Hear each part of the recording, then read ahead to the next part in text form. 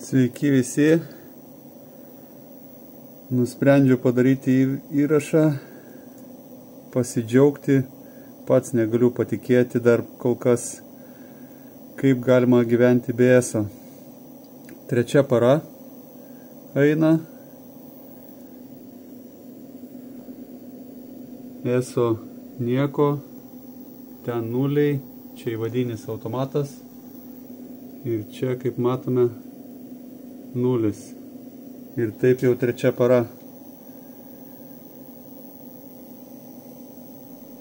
Šviesa šviečia, televizorius veikia, drėlę paėmęs irgi gali skylę išgręžti. Garaže bardakėlis. Kabinu šviestuvus naujus. Darbas vyksta. Darbo stalą darausi. Ir viskas dėka šitų prietaisų stebuklingų. O 500 vatų vėjo elektrinė. Saulė 500 vatų. Gyventi galima, pasirodo. Per vakar visą parą 5 kWh ir va jau šitas kontroleris 100 kWh. Čia turbūt beveik jau pilnas mėnesis gausis. Žiemos metu saulės beveik, galima sakyti, nebuvo. Net inverteris savęs neišsilaikydavo. Nepagamindavo kilovatvalandės. Galima pažiūrėti.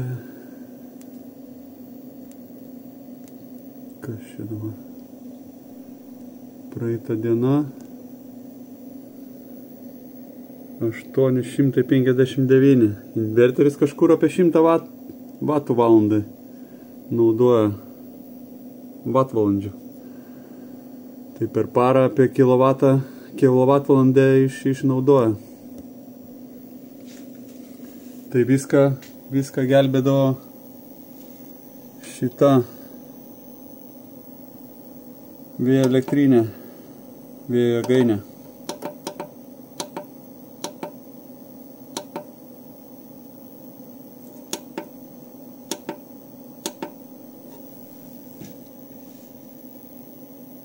Vis dar negaliu patikėti, kad turiu savo elektrą. Kosmosas kažkoks.